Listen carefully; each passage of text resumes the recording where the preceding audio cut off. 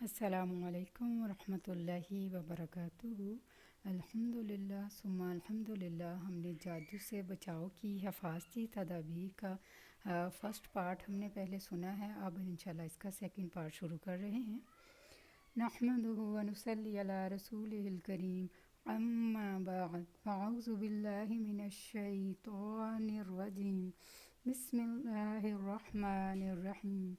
ربی اشرح لی صدری ویسر لی امری واحلل عقدۃ من لسانی یفقہوا قولی واجعل لی وزیرا من اہلی رب زدنی علما رب زدنی علما۔ اللہم فقہنا فی الدین، اللہم فقہنا فی الدین، آمین ثم آمین۔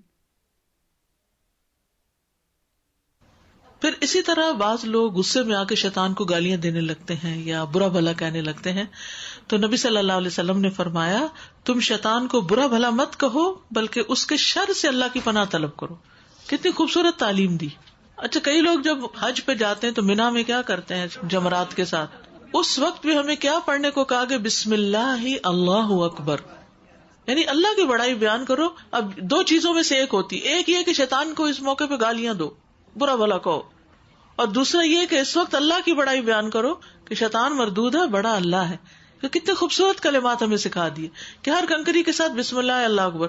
اب لوگ جوتا اٹھا کے پھینک رہے ہیں، بوتلیں اٹھا کے پھینک رہے ہیں، وہ گندگی سے بھر دیتے ہیں اس جگہ کو، غصے کا اظہار کرتے ہیں۔ ہمیں یہ تو نہیں کہا گیا کہ وہاں غصے کا اظہار کرو، وہاں تو ایک آپ ریچول پورا کر رہے ہوتے ہیں، اصل شیطان تو ساتھ لگا ہوا ہے جو واپسی پہ پھر چمٹ جائے گا اور حج تک بھی ضائع کرا دیتا ہے۔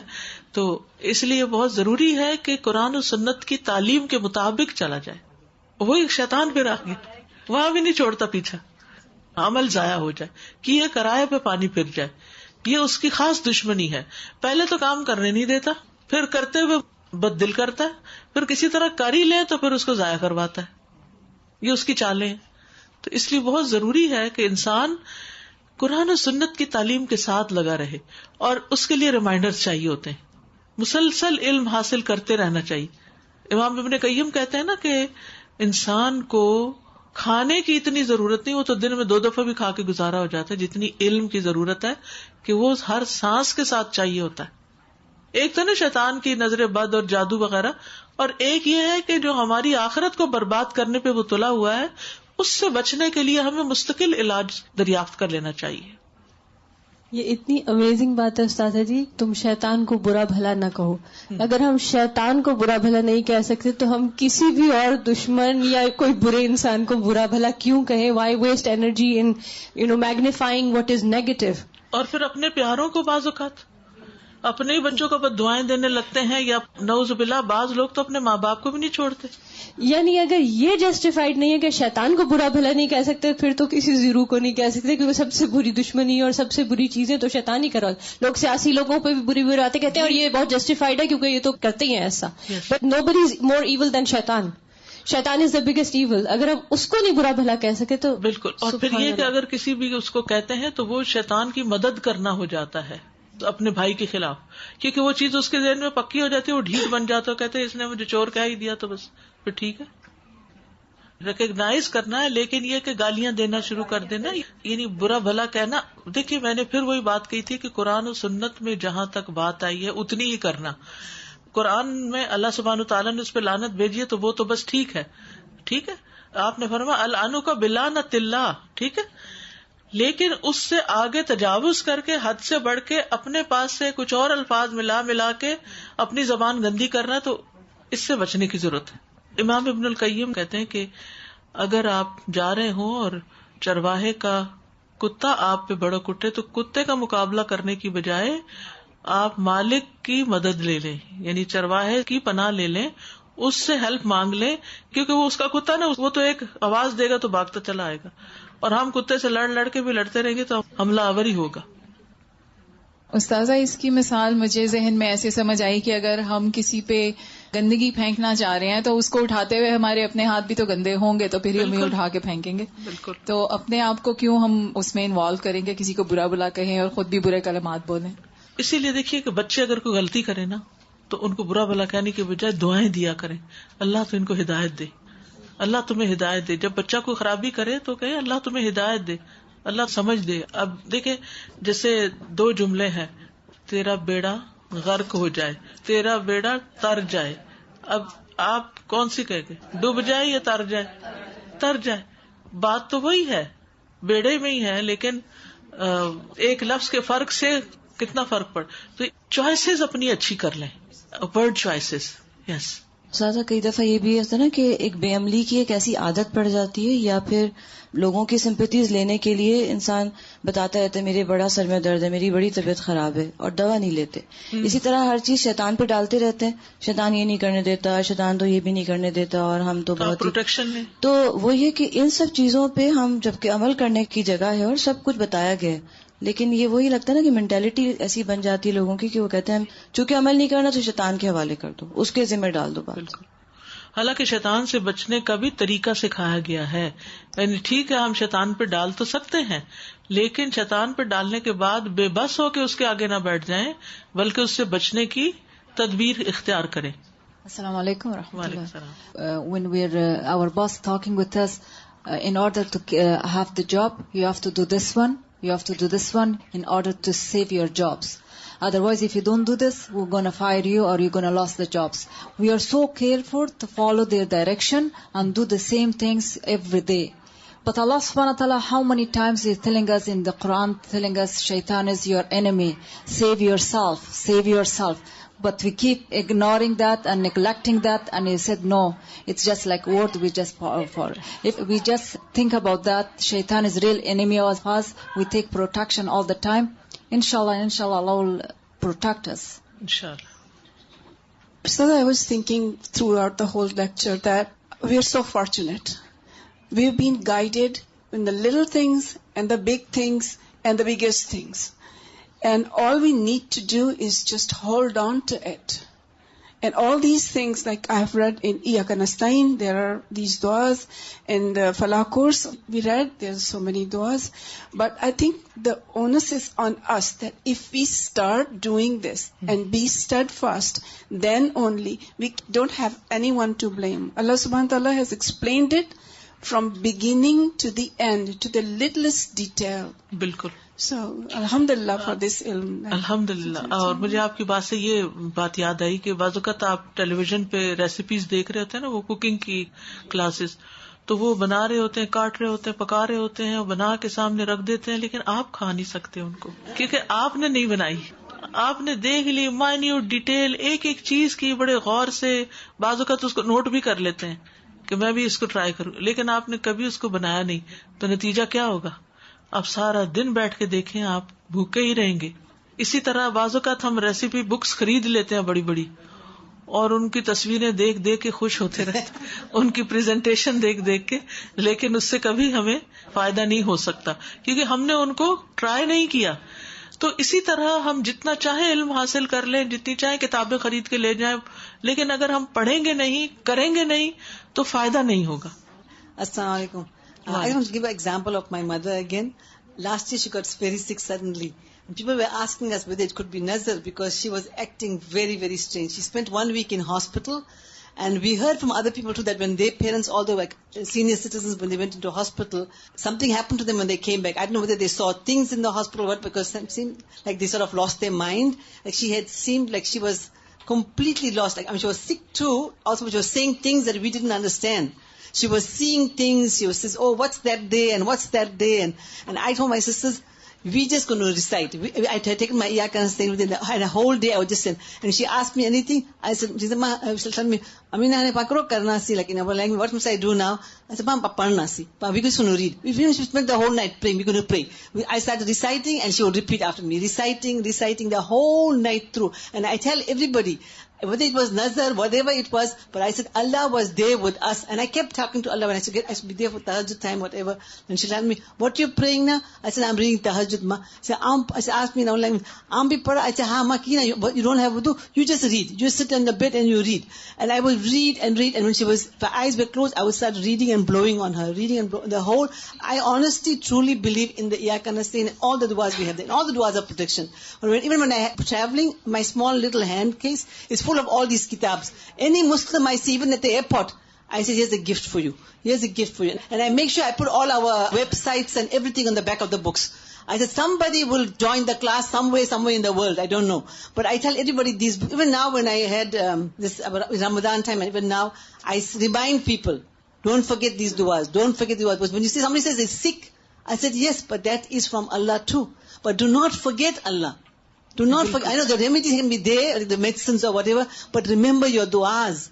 The du'as are so powerful. I really believe in it. Really. کیونکہ یہ سکنس جیسے آج شروع میں نے بتایا نا, اس کے پیچھے کوئی وجہ ہوتی ہے. بعض اوقات ہم ایک غفلت کی زندگی بسر کر رہے ہوتے ہیں, بعض اوقات ہم اپنی آخرت کو بھولے ہوئے ہوتے ہیں, بعض اوقات ہماری دعاؤں میں کمی ہوتی ہے, ہماری عبادتوں میں کمی ہوتی ہے. اللہ سبحانہ وتعالیٰ کو امتحان لے آتا ہے, تو پھر ہم بھی ٹرن ٹو اللہ سبحانہ وتعالیٰ, پھر اللہ کی طرف راغب ہوتے ہیں, پھر ہماری عبادتوں میں کثرت ہو جاتی, اس میں خشوع و خضوع آ جاتا ہے, پھر ہم زیادہ سے زیادہ اللہ کی طرف راغب ہو جاتے ہیں, تو وہ بیماری ہمارے لیے رحمت بن جاتی.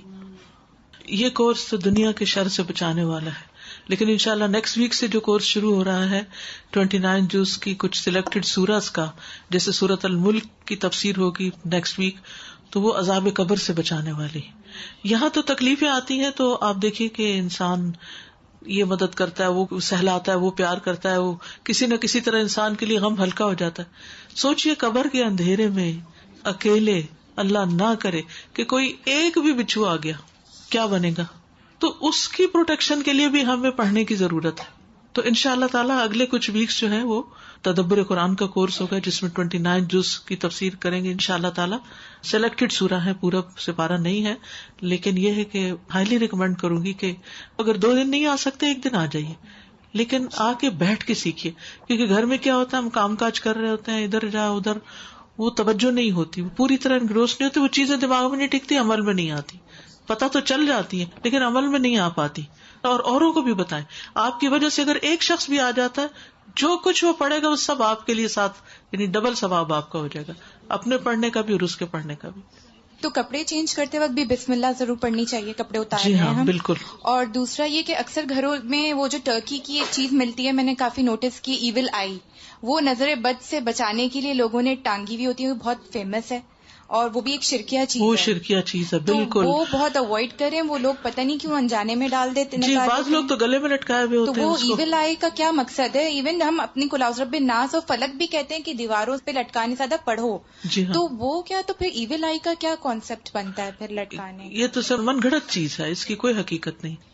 السلام علیکم. وعلیکم السلام. میرا سوال 2 ہے کہ جیسا آپ نے بتایا اگر کسی کو سمٹمز ہو جائے محسوس, ایسے جیسے جادو کے ہیں یا نظر کی جو آپ نے بتائے ہیں شروع میں, اور وہ مطلب اپنے آپ کو یہ بولتا رہے کہ نہیں مجھے جو ہے یہ سمٹمز ہو رہے ہیں, میں خود ہی پڑھتے رہوں گی یا پڑھتا رہوں گا تو میں ٹھیک ہو جاؤں گا, لیکن وہ ٹھیک نہیں ہو رہا ہے. جیسا آپ نے ابھی بتایا کہ مسلسل پڑھنا چاہیے کوئی بھی ذکر جو ہے, یہ بات تو سمجھ میں ابھی آئی کہ ایک دفعہ آپ نے دوا کھائی اور آپ کو محسوس ہوا کہ فائدہ نہیں ہوا تو چھوڑ دیا آپ نے.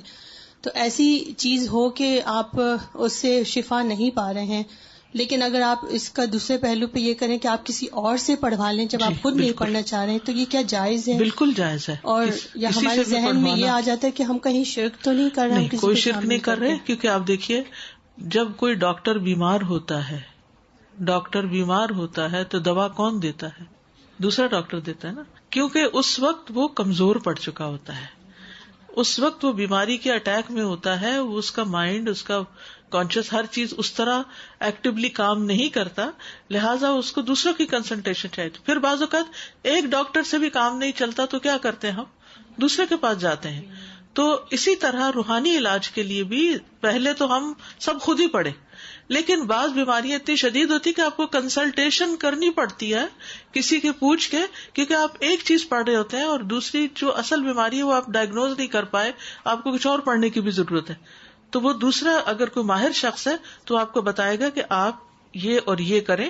اور ایک اور چیز یہ بھی ہوتی ہے کہ بعض اوقات ہم اپنے دل سے کئی باتیں سوچتے ہیں اور کرتے کوئی نہیں, لیکن جب کوئی ہمیں خاص شخص کہہ دیتا تو ہم اس کی بات کو, مثلا میرے لیے میرے والد کی بات ایسے ہوتی تھی, بس انہوں نے کہہ دیا, بس کہنا ہی کافی ہے, وہ تو میں نے کرنا ہی کرنا ہے.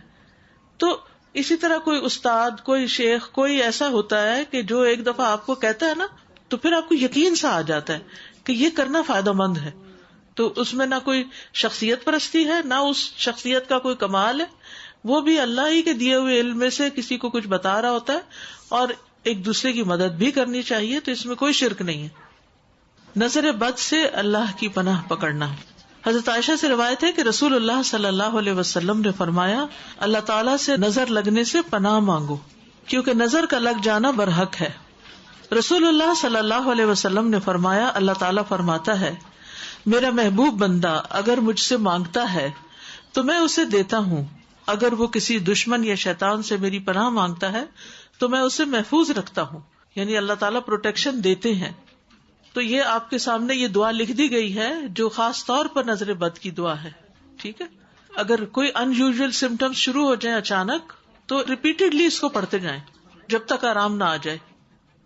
ہر شر سے حفاظت کے لیے تعوذ پڑھنا چاہیے، جیسے اللہم انی اسألک من الخیر کلہ عاجلہ وآجلہ ما علمت منہ وما لم اعلم واعوذ بک من الشر کلہ عاجلہ وآجلہ ما علمت منہ وما لم اعلم. اے اللہ، میں تجھ سے ہر بھلائی کا سوال کرتا ہوں، وہ جلد ملنے والی ہو یا دیر سے ملنے والی ہو، مجھے اس کا علم ہو یا نہ ہو، اور میں تیری پناہ چاہتا ہوں ہر شر سے، وہ جلدی طاری ہونے والی ہو یا دیر سے، اور وہ میرے علم میں ہو یا نہ ہو. پھر ناگہانی آفت سے حفاظت کے لیے تعوذ پڑھنا، اللہم انی اعوذ بک من زوال نعمتک وتحول عافیتک وفجاءۃ نقمتک وجمیع سخطک. پھر سخت مشقت اور بری تقدیر سے حفاظت کے لیے تعوذ پڑھنا، اعوذ باللہ من جہد البلاء ودرک الشقاء وسوء القضاء وشماتۃ الاعداء. چھٹی بات، شیطان کی مخالفت کرنا، یہ بھی بہت ضروری ہے.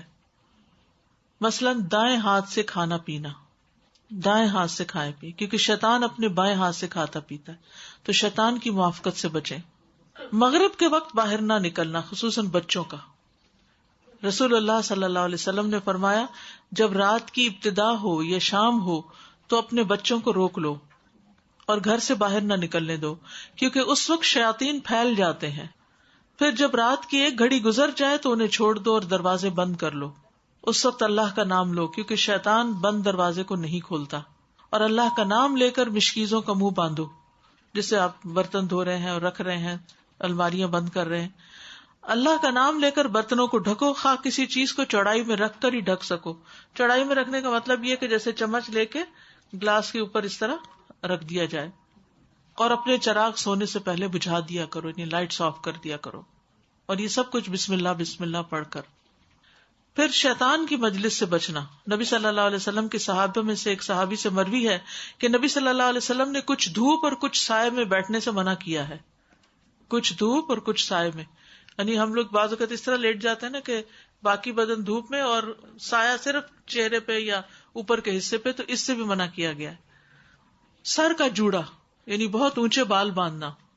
ابو سعید مقبوری سے روایت ہے کہ انہوں نے نبی صلی اللہ علیہ وسلم کے غلام ابو رافع کو دیکھا کہ وہ حسن بن علی رضی اللہ عنہ کے پاس سے گزرے جبکہ وہ نماز پڑھ رہے تھے. انہوں نے اپنی گدی میں اپنے بالوں کی چوٹی دھنسا رکھی تھی، یعنی اکٹھے کر کے وہ جمع کیے ہوئے تھے. تو ابو رافع نے اسے کھول دیا. اس پر حسن غصے سے ابو رافع کی طرف متوجہ ہوئے. تو ابو رافع نے ان سے کہا، اپنی نماز پڑھیے اور غصہ نہ کیجیے. بلا شبہ میں نے رسول اللہ صلی اللہ علیہ وسلم سے سنا ہے کہ جوڑے کا یہ مقام شیطان کی بیٹھک ہے، یعنی اس کے اوپر جا کے شیطان بیٹھتا ہے. اور ہمارے یہاں عام طور پر رواج ہے کہ بعض اوقات بہت اونچے بال باندھ کر ایک بالکل الگ سر پہ سر نظر آتا ہے. یہ تو ویسے بھی منع ہے. نبی صلی اللہ علیہ وسلم نے ایسی عورتوں کی نشاندہی کی کہ جن کے سر وقتی اونٹ کی طرح اوپر اٹھے ہوئے ہوں گے. تو سر تو سب کا اوپر ہوتا ہے، تو سر کے اوپر ایک اور سر لگ رہا ہوتا ہے. تو اس سے بھی پرہیز کرنا چاہیے کہ یہ شیطان کی بیٹھک ہے. سر پہ شیطان بیٹھ جائے تو کیا سوچنے دے گا. پھر گھر کو شیطانی چیزوں سے پاک رکھنا. رسول اللہ صلی اللہ علیہ وسلم نے فرمایا، گھنٹی شیطان کا باجا ہے. گھنٹی شیطان کا باجا ہے. گھنٹیاں نہیں بجنے.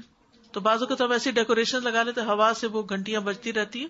ان چیزوں سے بھی پرہیز کرنا چاہیے. رسول اللہ صلی اللہ علیہ وسلم نے فرمایا، فرشتے اس گھر میں داخل نہیں ہوتے جہاں کتا اور تصویر ہو. پھر فضول خرچی سے بچنا، اسراف سے بچنا. ان المبذرین کانوا اخوان الشیاطین، کہ فضول خرچ شیطان کے بھائی ہوتے ہیں.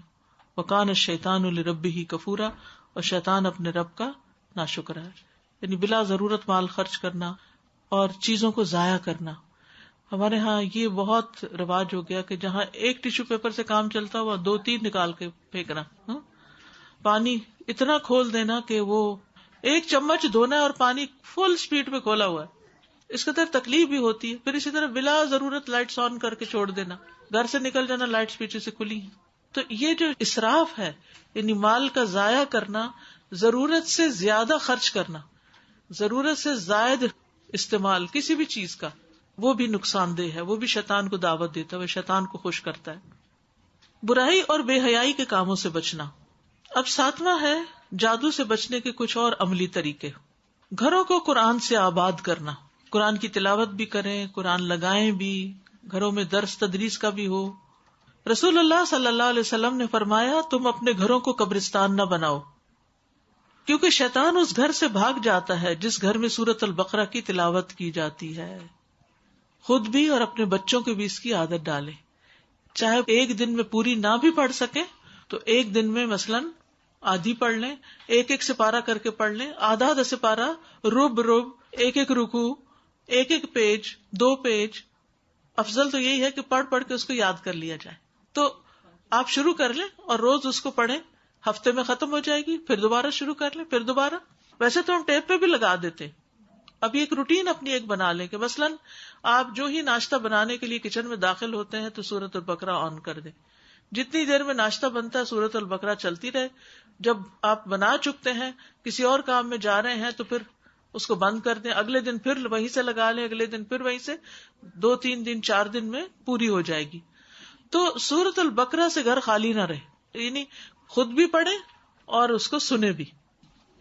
کوشچن یہ کہ جیسے یہ سورۃ البقرہ کا آپ نے بتایا, اگر ریسیٹیشن پلے کر رہے ہیں تو اٹ شوڈ بی وین آپ بھی یا کوئی شخص سن رہا ہو, صرف دیواروں کے لیے لگا کے چھوڑ نہ جائیں. وہ بھی ٹھیک ہے, لیکن درجے ہیں نا. ایک ہے گھروں کے لیے لگا کے چھوڑ دیں, ایک ہے آپ خود سنیں ایکٹیولی, ایک یہ ہے کہ خود پڑھیں. کیونکہ یہاں نبی صلی اللہ علیہ وسلم نے کیا فرمایا, تم گھروں کو قبرستان نہ بناؤ کیونکہ شیطان اس گھر سے بھاگ جاتا ہے جس گھر میں سورۃ البقرہ پڑھی جاتی ہے. تقرأ فیہ سورۃ البقرہ. تو آپ بھی پڑھیں نا, خود بھی پڑھیں, باتیں نہ کریں اس کے دوران, بس پھر بند کریں اس کو. اسی لیے میں نے کہا کہ بناتے وقت کیا ہوتا ہے, عام طور پر باقی گھر کے لوگ تیار ہو رہے ہوتے ہیں یا اپنے اپنے کاموں میں ہوتے ہیں, آپ اکیلے ہی کام کر رہے ہوتے ہیں کچن میں, کوئی کم ہی داخل ہوتا ہے نا ساتھ, تو وہ وقت زیادہ سکون سے سننے کا ہوتا ہے. جب سب آ جاتے ہیں ٹیبل پہ تو پھر آپ اس کو بند کر دیں, کیونکہ وہ باتیں شروع ہو جاتی ہیں. وہ تو لگا دیں سنانے کے لیے, جیسے چھوٹے بچوں کو سنانے کے لیے, وہ تو الگ بات ہے. یعنی آپ خود بھی اپنے سرانے لگا کے سو سکتے ہیں, اس میں منع نہیں ہے, لیکن اس وقت آپ بول نہیں رہے ہوتے, کیونکہ قرآن جب پڑھا جا رہا ہو تو اس وقت خاموشی ضروری ہوتی ہے. پھر کثرت سے استغفار کرنا. استغفار کا ایک کارڈ اسی لیے بنایا گیا تھا کہ قرآن اور سنت سے استغفار کی جتنی دعائیں اس میں جمع کر دی گئی, کیونکہ استغفار پڑھنے کے فائدے ہیں. قتادہ کہتے ہیں یہ قرآن تمہیں تمہاری بیماری اور علاج بتاتا ہے, گناہ تمہاری بیماری ہے اور استغفار ان کا علاج ہے. کثرت سے صدقہ کرنا.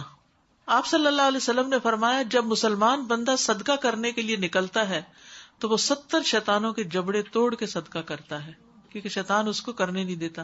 کبھی کوئی تعویل کرا دیتا ہے, کبھی کوئی, تو وہ شیطانوں کو ایک طرح سے مارنے والی بات ہے. تو صدقے سے علاج جو ہے وہ بیسٹ ہے. نیک لوگوں سے جڑ کے رہنا. نبی صلی اللہ علیہ وسلم نے فرمایا اللہ کا ہاتھ جماعت پر ہے, بے شک شیطان اس کے ساتھ ہے جو جماعت سے علیحدہ ہو, وہ اس کو ایڑی مار کے بھگاتا ہے, یعنی دور لے جاتا ہے دین سے. تو اسی لیے آپ دیکھیں کہ جب مسلمان ایسے ایسے علاقوں میں گھر لے لیتے ہیں جہاں کوئی دوسرا گھر ہی نہیں مسلمانوں کا, کہیں مسجد ہی نہیں, نہ جمعہ نہ کوئی اور نمازوں کا اہتمام, تو آپ دیکھیے کہ پھر شیطانوں نے تو بسیرا کرنا ہے نا, کہ جب آپ بیسک فرائض سے ہی غافل ہو گئے, مسجد سے ہی دور ہو گئے. مسجد میں جو آتا ہے اس کے اندر کچھ تو خیر ہوتی ہے نا, کہ نماز پڑھنے کے لیے وہاں تک پہنچا ہے اپنا کام کاج چھوڑ کے گاڑی لے کے. تو اس لیے ایسے لوگوں کے ساتھ میل ملاقات رکھنا, ان کے ساتھ بیٹھ کے اکٹھی عبادت یا اکٹھی تعلیم حاصل کرنا, یہ بھی شیطانوں کو دور کرتا ہے. پھر حرام کاموں اور حرام کمائی سے بچنا, جیسے سودی کاروبار, رشوت, جوا, ستارہ شناسی, علم نجوم کے ذریعے مال کمانے سے بچنا, کیونکہ شیطانی چالیں وہاں زیادہ کامیاب ہوتی ہیں جہاں اللہ کی نافرمانی اور حرام کاموں کا ارتکاب کیا جاتا ہے. پھر اسی طرح نعمتوں کو بہت ظاہر نہ کریں, نعمتوں کو چھپا کے رکھیں. ابو ہریرہ رضی اللہ عنہ مرفوعاً روایت کرتے ہیں، نبی صلی اللہ علیہ وسلم نے فرمایا تم اپنی ضرورتوں کو پورا کرنے کے لیے ان کو رازداری میں رکھ کر مدد حاصل کرو، بے شک ہر صاحب نعمت سے حسد کیا جاتا ہے.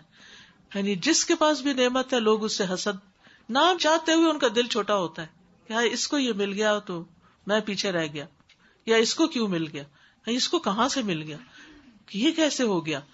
کل میں نے آنکھ کی قسمیں بتائی تھی نا، اس میں المعجبہ بھی ہوتی ہے کہ واو یہ کہاں سے آ گیا اس کے پاس، اور کیوں آیا، یہ اس نے گاڑی کہاں سے لے لی، یہ گھر اس کو کہاں سے مل گیا، یہ فلاں چیز کہاں سے آ گئی. تو جس کے پاس ہوتا بھی اور جس کے پاس نہیں ہوتا عموماً وہ پھر خوش نہیں ہوتا دوسرے کی نعمت پر. تو اس لیے بہت زیادہ اپنی نعمتوں پر فخر اور غرور کا اظہار اور دکھاوا، ان چیزوں سے بھی مصیبتیں آتی ہیں. پھر حاسد سے بچ کے رہنا. جب آپ کو پتا چل جائے کہ کوئی شخص آپ کی فیملی میں یا کچھ بہت ہی جیلس ہارٹڈ ہے، وہ ضرور کچھ نہ کچھ نیگیٹو کمنٹ کرتا ہے، تو بہتر ہے ذرا اس سے تھوڑا سا ڈسٹینس پہ رہیں، اس کے سامنے راز نہ کھولیں، اس سے مشورہ نہ کریں. ہر ایک سے مشورہ نہیں کیا جاتا، قابل اعتماد لوگوں سے مشورہ کریں، کیونکہ بعض اوقات آپ اپنا مسئلہ جا کے کسی کو سناتے ہیں تو وہ اس سے کچھ اور بھی نتائج اخذ کر لیتا ہے کہ اچھا میں پھر اس شخص کو اور کہاں سے نقصان پہنچاؤں. اس لیے ہر ایک کو اپنے حالات نہیں بتائیں، گھریلو حالات خاص طور پہ. ہاں ٹھیک ہے، کوئی قابل اعتماد ہو، کوئی مرشد شیخ، کوئی استاد، کوئی بزرگ، کوئی نانی دادی ایسی کہ جو بہت سمجھدار ہوں، تو ان سے انسان ان کے تجربے یا علم کی بنا پر مشورہ کرنے کے لیے کچھ ذکر کر سکتا ہے، مگر ہر ایک سے ذکر نہیں کرنا چاہیے، کیونکہ کوئی ترس کھاتا ہے، کوئی مذاق اڑاتا ہے، کوئی ہنستا ہے، اور مدد کچھ بھی نہیں کرتے. لوگ کلوز فیملی میں لوگ ایموشنلی بلیک میل کرنا شروع کر دیتے ہیں. اور پھر اسی طرح بعض لوگوں کی عبادت اور ظاہری دینداری جو ہے نا وہ بھی آپ کو دھوکے میں نہ ڈالے، کیونکہ حسد جو ہوتا ہے وہ دین پہ بھی غالب آ جاتا ہے. یہ اتنی بری بیماری ہے. یعنی بعض لوگ ویسے بڑے ریلیجس یا اس طرح کے ہوں گے، لیکن وہ اتنے تھوڑے دلے ہوتے ہیں کہ ان کو دوسرے کی چھوٹی سی نعمت بھی بھاتی نہیں ہے. تو اس سے بھی بچنے کی ضرورت ہے. کسی کی کوئی بھی اچھی چیز دیکھیں تو برکت کی دعا دیں اس کو، بارک اللہ فیکم، بارک اللہ لکم. رسول اللہ صلی اللہ علیہ وسلم نے فرمایا جب تم میں سے کوئی اپنے بھائی یا اس کی ذات یا مال میں اچھی چیز دیکھے یا اسے پسند آئے تو اسے برکت کی دعا دے، کیونکہ نظر کا لگنا برحق ہے. مال میں کچھ اچھا لگنے پر کہے ماشاء اللہ لا قوت الا باللہ، یعنی یہ ذکر کر کے پھر اس کے بعد ذکر کرے نعمت کا. مال کے علاوہ کچھ اور چیز اچھی لگے تو کہے بارک اللہ علیہ، برکت کا کلمہ کہے. دنیا کی کوئی بھی چیز اچھی لگے تو حسرت کرنے کی بجائے، یعنی مثلاً آپ کسی کے گھر میں گئے ہیں، دیکھا کہ بڑا خوبصورت گھر بنایا ہے، بہت بڑا گھر بنایا ہے کچھ، تو اس پر حسرت کرنے کی بجائے اپنی آخرت کا سوچیں کہ اللہم لا عیش الا عیش الاخرہ، کہ اللہ زندگی تو آخرت کی زندگی ہے، مجھے اس پر سیلف پٹی کا شکار نہیں ہونا کہ میرے پاس یہ سب کچھ کیوں نہیں. اس سے بھی بڑی خرابیاں پیدا ہوتی ہیں نا، کہ جب ہم دوسرے کی نعمت دیکھتے ہیں تو ہم خود غمگین ہو جاتے ہیں، اور پھر اس غم میں آپ بعض اوقات بری نظر سے دیکھتے ہیں، بعض اوقات یہ ہے کہ پھر ان چیزوں کی دوڑ میں لگ جاتے ہیں، اپنی زندگی کا آئیڈیل اس کو بنا لیتے ہیں کہ ایسا تو میں بھی لے کے رہوں گی، یہ انگوٹھی اس نے پہنی ہے ایسی تو میں بھی پہن کے ہی رہوں گی، اور اس کے لیے حلال کرے حرام کرے جائز ناجائز کچھ بھی کرنا پڑے تو کر گزروں گی. یعنی اپنی نمازیں چھوڑ رہے ہیں اور دین کے فرائض چھوڑ رہے ہیں، صرف اسے ایک خواہش کو پورا کرنے کے لیے مال اکٹھا کر رہے ہیں. چھوٹی چھوٹی چیزیں ہوتی ہیں بعض اوقات، کسی کا کوئی کپڑا اچھا لگے، کسی نے کوئی شادی خاص انداز میں کی، اسٹیج بنائے. بعض اوقات مجھے سمجھ نہیں آتی کہ لوگ خالی اسٹیج کی تصویریں کیوں لے رہے ہوتے ہیں نا، کسی شادی پہ جاؤ تو وہاں دیکھے. پھر وہ مجھے سمجھ آیا کہ یہ دراصل آئیڈیاز اکٹھے کیے جا رہے ہیں نا، کہ اچھا ہمارے بچے کی شادی ہوگی تو ہم بھی اسی طرح کی فلاور ڈیکوریشن کریں گے. تو ان چھوٹی چھوٹی چیزوں میں لوگ کمپیٹ کر رہے ہوتے ہیں، خوش کم ہوتے ہیں اور مقابلہ زیادہ کر رہے ہوتے ہیں. حسرت کرنے کی بجائے آپ وہ دعا اپنے لیے کر لیں کہ اللہ تعالیٰ اللہم انی اسألک من فضلک العظیم. حضرت زکریا علیہ السلام نے مریم علیہ السلام کے پاس رزق فوری طور پہ اسی جگہ دعا کر لی. بالکل تو درست فرمایا آپ نے کہ حضرت مریم کے پاس بے موسمی پھل ہوتے تھے، تو حضرت زکریا نے دیکھ کر اپنے لیے دعا کی، بجائے اس کے کہ حسد کرتے جالسی کرتے کچھ بھی. انہوں نے کہا کہ ہنالک دعا زکریا ربہ، اسی جگہ انہوں نے اپنے رب سے دعا کی کہ اللہ مجھے بھی عطا کر دے. تو انسان کو کسی بھی چیز کو دیکھ کر فاسألوا اللہ من فضلہ، اللہ سے اس کا فضل مانگو. فضل جب ہم مانگتے ہیں نا تو ضروری نہیں کہ ویسی ہی چیز ہمیں مل جائے، ہمیں کچھ ایسا مل سکتا ہے کہ جو ہمیں خوش کر دے. بعض اوقات کوئی مخصوص چیز ہم دیکھتے ہیں، اس وقت بڑا شوق آتا ہے، مل جاتی ہے، بیکار ہاتھ نہیں لگاتے اس کو. حتیٰ کہ کسی کی پانی کی بوتل ہی دیکھی نا تو بڑی اچھی لگ گئی، کہا میں بھی یہی لوں گی. گھوم پھر بازاروں میں وقت ضائع کر مل گئی، اس کے بعد کھول کر نہیں دیکھا اس کو. یعنی کہ شیطان کے یہ بھی بہکانے کے طریقے ہیں نا، کہ ڈسٹریکٹ کرنا اپنے مقصد سے، اپنی منزل سے، چھوٹی چھوٹی چیزوں میں الجھا کے کلاس مس کر دی، نماز پیچھے کر دی، سنتیں چھوڑ دی، نفل چھوڑ دیے، آج کی تلاوت مس کر دی. کیا ہے کہ غیر ضروری چیز کے پیچھے ویب سرفنگ کر رہے ہیں، وہ ان کو دیکھے جا رہے ہیں. یہ کیا ہے؟ کسی نے مجھے کہا کہ والی بابا کی ویب سائٹ پہ نا ہر چیز ملتی. میں نے کہا اچھا کیا ملتا ہے؟ کہتے ہر چیز ملتی. میں نے کہا اچھا ٹھیک ہے، مجھے ایک بیگ چاہیے، میں ذرا دیکھتی ہوں اس پہ ہے. آپ یقین کریں کہ اتنی قسمیں تھیں بیگز کی، اتنی قسمیں، آپ یقین کریں اس دن کے بعد میں نے اس کو کلک نہیں کیا. میں نے کہا یہ میری سب سے بڑی دشمن، مجھے کیا لگے جو میرے پاس ہے اللہ کا دیا ہوا بہت کافی، میرا کام چل رہا ہے، مجھے اس کے بعد اس جگہ نہیں آنا. وہ پہلے تو رہتا نا گھر سے نکلو تو بازار جاؤ، اب بازار گھروں میں آ گئے ہیں. اور اس میں یہ کیسا ہے، یہ کیسا ہے، اتنا وقت کا ضیاع. آپ کے لازماً یا اذکار چھوٹیں گے، یا نوافل چھوٹیں گے، یا کوئی خیر کا کام چھوٹے گا، یا کوئی فرض چھوٹے گا، یا بچوں کا ٹائم جائے گا. یعنی کہیں نہ کہیں سے ڈنڈی آپ کو ضرور مارنی پڑے گی جب آپ غیر ضروری چیزوں میں پڑیں گے. وہ ایک بزرگ ہیں، وہ فرماتے ہیں کہ دین کی طرف بھی لوگ صرف دنیا ہی لینے جاتے ہیں.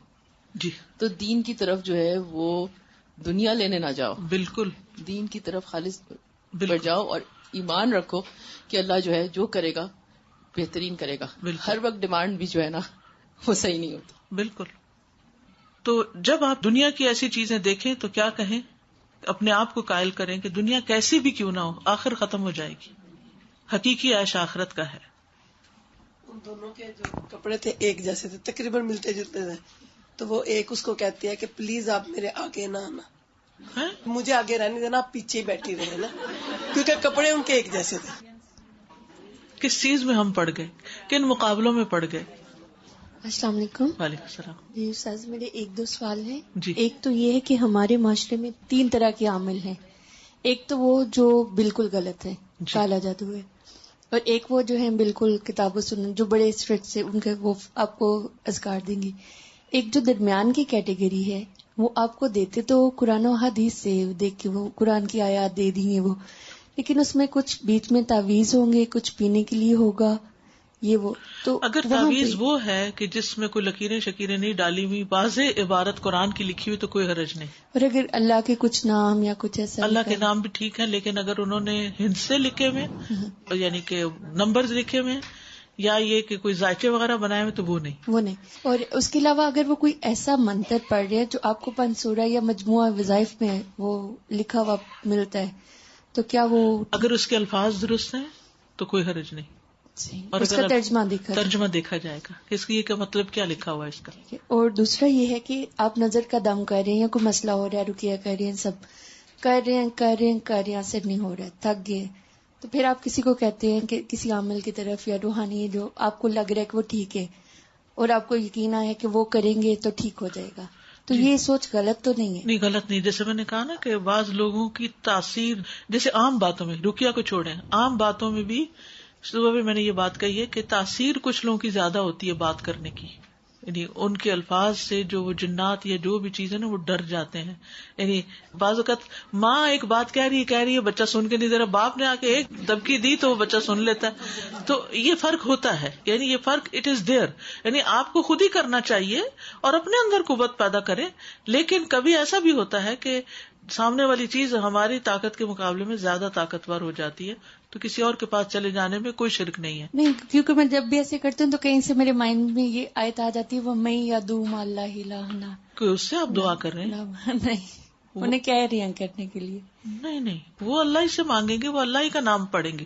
ٹھیک ہے. اور تیسرا یہ کہ سورہ بقرہ یا قرآن پاک کی تلاوت کے بغیر نیند نہیں آتی ہے، تو یہ ہوتا ہے کہ لگی ہوئی ہے میں سو جاتی ہوں، اور وہ لگی ہوئی ہے لگی ساری رات لگی. کوئی حرج نہیں، کر سکتے ہیں ایسے، کیونکہ آپ کے جسم کے اندر بھی ہر سیل میں برین ہے، آپ کا جسم بھی سنتا ہے.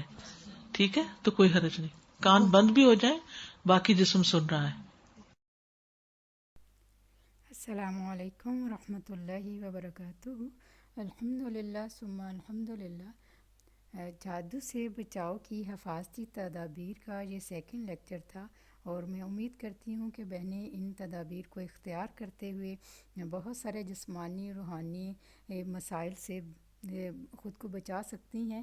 اگر کوئی ایسا مسئلہ ہے تو اس کا علاج بھی کر سکتی ہیں.